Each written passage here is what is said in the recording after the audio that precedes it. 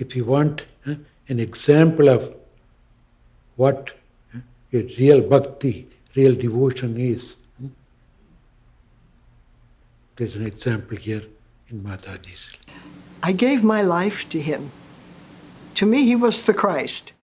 Hari Om, Hari Om, Hari Hari Hari Om. The great soul to whom Mataji devoted her life is Swami Satchidananda, Sri Gurudev. Hari Om, Hari Om, Hari Hari. In 1966, this gentle, elegant guru came to America from India.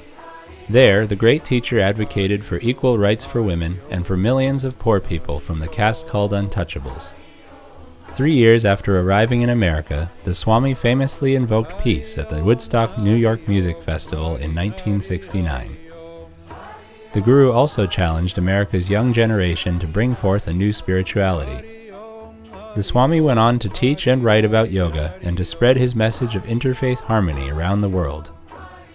By the time Swami Satchidananda left the body at age 87, the Guru had educated hundreds of thousands of people in the practices of integral yoga. 30 years before Woodstock, when the Guru had not even begun to teach in India, a little American girl had a vision of him as Christ. This is the story of that little girl who became one of the great Guru's closest disciples.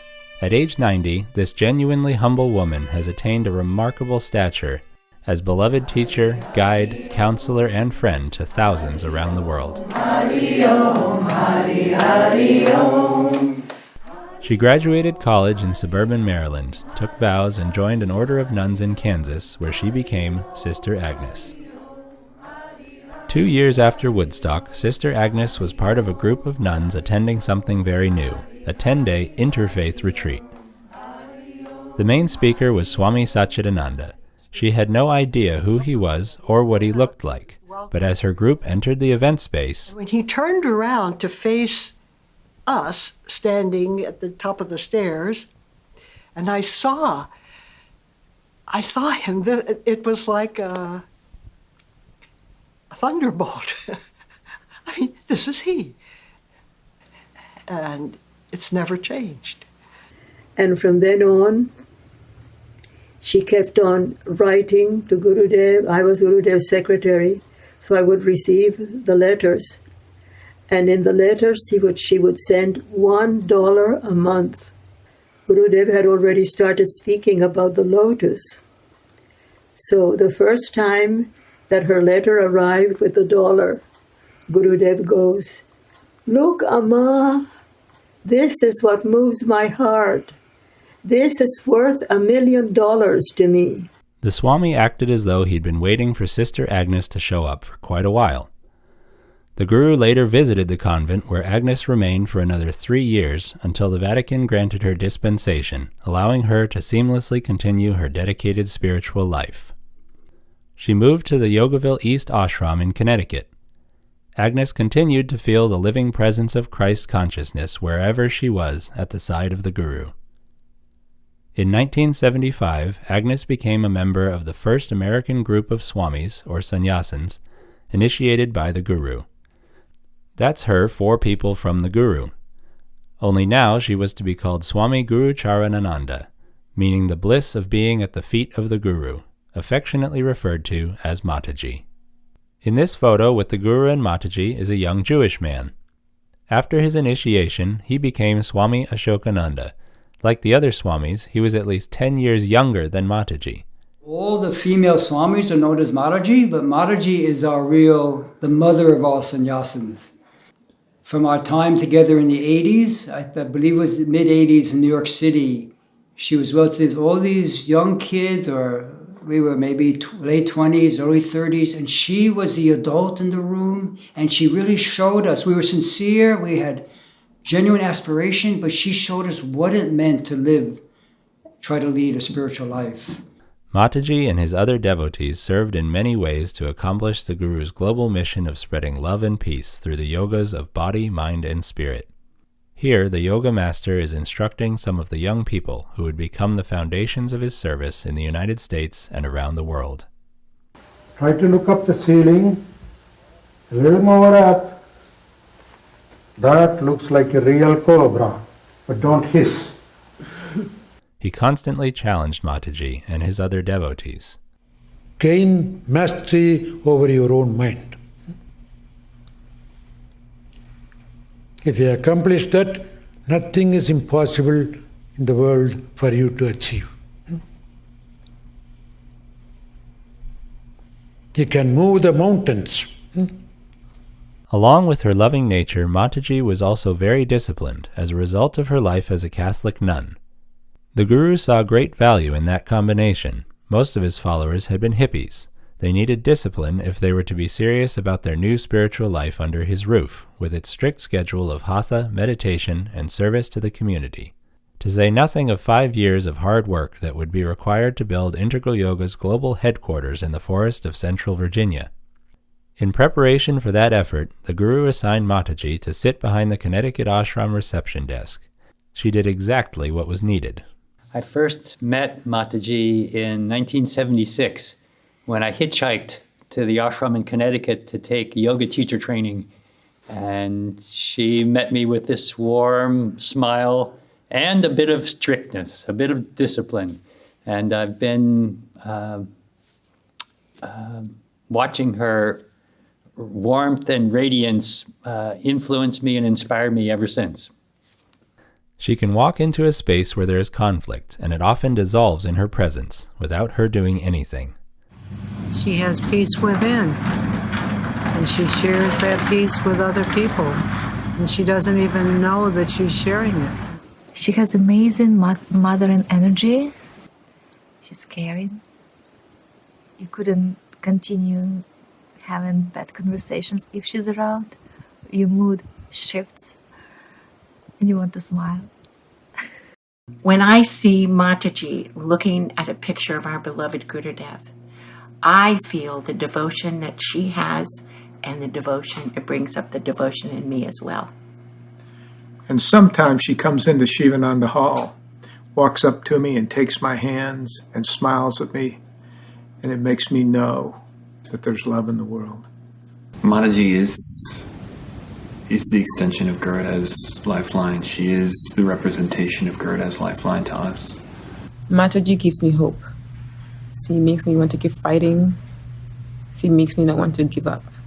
For me, she's a true inspiration. She is an amazing, beautiful soul with so much love in her that comes out with just speaking 2 words to her and you're connected.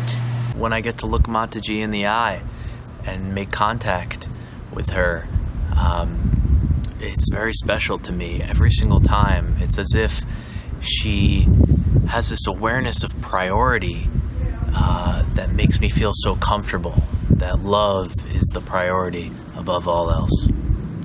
As I got to know Mataji, I loved to find out about her sense of humor. Every now and then she'll give me a look and I know she's playing with me.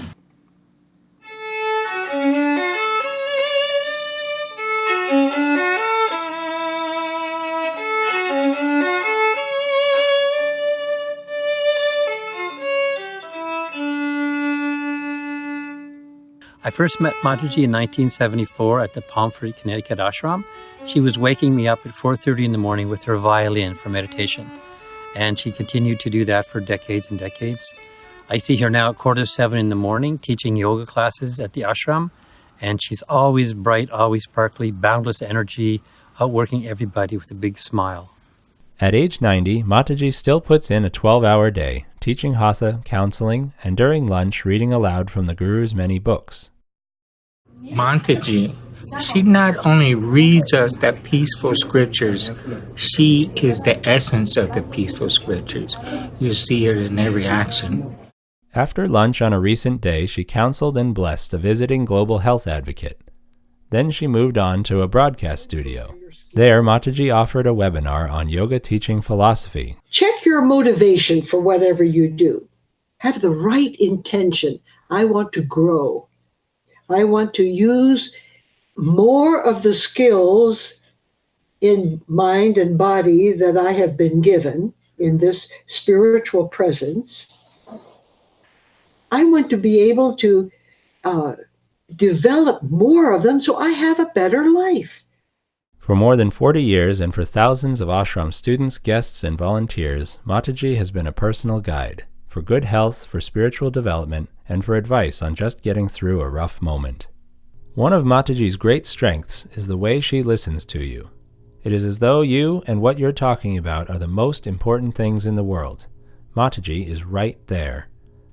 Being just one-on-one with Mataji, it was really, really lovingly heart-centered and easy for me to speak, which was surprising to me because I hold her in very high esteem, like she's the matron, the matriarch of this whole ashram. But when we were together in a room and I came to her with some issues while I was a light, she was right there with me. It was like talking to a best friend as opposed to talking to somebody who's higher up and I'm lower down. And she gave me some really amazing advice. I cherish that, I really do. Swami Satchidananda, that's her on the left during a baby blessing, went through a period of loss and pain just as she arrived in Yogaville. Mataji was her neighbor here in the monastery. She took the role of the Guru mother and embraced me, took me in, took care of me. There were days that I would go to her room, nights, 1 o'clock in the morning, crying, and she would take me in and hold me in her lap and rock me. Yeah, she's unbelievable. She's a deity, Gurudev created schools from pre-K to high school. That's him with the first group of pre-K children. He assigned Karuna Binstock to teach them, and she did it with huge success. But before being given that responsibility, she went through a very rough period. Mataji to the rescue. Mataji was a constant because she was always at the front desk. So I walked down one day and I said, "Would you mind if I sat in your lap? I'm very, very upset. I need somebody to hold me." So while she's at the receptionist's desk doing her work, I would sit on her lap, hold on to her, and cry and cry and cry. And every time I asked her, which was pretty often, she always accepted and never turned me away. So I really feel blessed and healed from that, and it allowed me to go on and stay at the ashram for 6 years. I was a student at Yogaville School, and Mataji always made us feel loved and appreciated.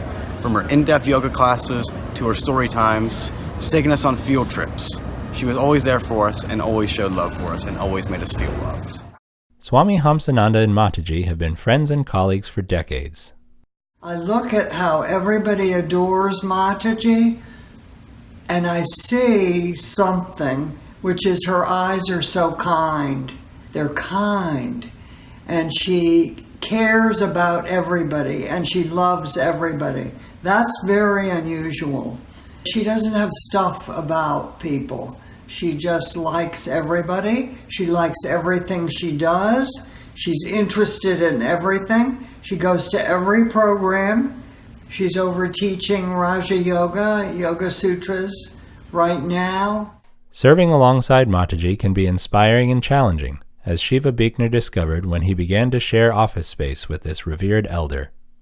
I remember the first week or so when I first kind of moved into that space with her, I felt like she might have been putting extra effort into it, or it's just the natural thing, but I could feel like tons of like radiance coming from her, and it was a little hard to handle sometimes. And thankfully we had a computer screen or two between us, so it would kind of like protect me from her like massive aura of love. Shanti Ruth Wagner assists Mataji during worship services called pujas. She's incredibly brilliant, and she stays in the moment all the time. She has such an exuberance and energy for life and service. She's one of the people that at any time I know I can call on her and she's going to show up and do a talk or do a sharing, sit and meet and greet, sing happy birthday for any of our group participants that come for our department. She's really incredible. She's just such a beautiful soul, and I'm so grateful to have her in my life. She has her entire presence, her perception, her way of being is what we consider integral yoga. She just came that way, and we are always enamored of being with her and learn so much from her. There's nothing childish about Mataji, but she is the only adult I know who's genuinely childlike. She shows a pure, innocent delight. She's fun. She's the wise woman and the child all at the same time. There's no better playmate. She's fully reverent. She's reverent to a tree, to a bench, to a baby, to a grown-up. Service in Satchidananda is a global sustainable charity directed by Nalini Harilila Chalaram, one of Swami Satchidananda's senior students. She traveled extensively with the Guru and Mataji. Mataji really has created this feeling of trust and faith in the one beautiful energy called love. One of Mataji's great loves is classical music. In recent years, she has been a member of the Commonwealth Chorale in Farmville, Virginia, where Norma Williams has been the artistic director for 10 years. There are no limits to her thinking, to understanding, and to figure out what everybody is trying to do musically. It is something that's very, very unusual, rare, but she blesses us with sharing it with all of us, and we're very, very grateful.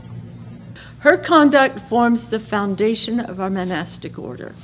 It's the keystone for all of the Yogaville culture. It's that powerful. When he was a student here in Yogaville in 2014, neuroscientist Dr. Ray Hahn was inspired by Mataji. But when he returned to the ashram earlier this year, he met Mataji in her role as defender of community standards. Speaking to us from a calligraphy shop in Hangzhou, China, Ray said he had been about to dump an empty water bottle in the Yogaville trash. Mataji was right beside me, and she immediately turned toward me and said, "Well, is that a water bottle? Is it clean?" And I said, "Yes." And she said, "Well, if that's the case, you need to put it into the recycle bin instead of the regular trash." And of course, I did the correction right away, but to me, I feel that's a great friend or a great mentor. Where she's never in a bad mood, she's never down, and she's always smiling because she feels so blessed that she's a devotee or disciple of Sri Gurudev. Just to see that every day, that unshakable faith is truly inspiring to me and helps me think that I can attain that someday. She's such a wonderful role model.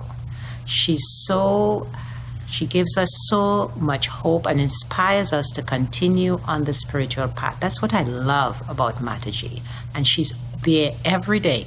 Every day she's right there being a wonderful role model for all of us. In a world that is increasingly beset with distractions and diversions, she's a beautiful example of one-pointed devotion, steadfastness in service, and unswervingly keeping her mind on the goal. One of the things I admire the most about Mataji is that she really wants to know what's going on in the world. She tries very hard to understand sort of the unethical principles that are sometimes unfolding in various governments, aspects of community, the world. The Swami, who had wanted to be a cloistered nun, far away from the action of life, has dynamically entered the peaceful struggle to protect the earth from the massive Atlantic Coast pipeline and its compressor station. Swami Dayananda was early to the movement. Then one day Mataji was at her side, testifying before public officials, demanding with dignity that they do their jobs to safeguard the people from the pipeline. You know, in a one way, I wasn't expecting, but on the other, when I see her with us, so there, just as she is with anything else, so present and so focused and caring for others, it was not a surprise. Amma Rasaya is a longtime devotee of Sri Gurudev, and for decades the director of the Yogaville Fine Arts Society. Now, age 102, with her mind as sharp as ever, Mrs. Rasaya offers this observation of Mataji's role in Yogaville and around the world. At times, she is Swamiji. What Swamiji taught, she also teaches. What Swamiji did, she also does. It comes naturally to her. She was the one that we revered and looked up to as being the model of a devotee to Gurudev. You're never going to equal Mataji, I mean, it's not, I've been here for many years, I'm the executive director now, all these things have passed, we're sort of co-workers, if you will. No, it's not so. It's like, Mataji, she's the mother. First, Mataji was a nun and then a Swami. So far, 70 years of living a devoted life, and she's loved it all. 70 years of marriage, in that sense, to God. I don't feel old. And I just feel it's a wonderful thing to know that it's possible in this lifetime to feel young in spirit, no matter how old the body and mind get. This is what I call living. You keep going in that kind of an awareness instead of saying, well, the end is coming. I think I should just go in, close the door, and just meditate and be to myself. No, you die with your boots on. You live till the very end. Thank you, Mataji, and God bless you. God bless you. God bless you.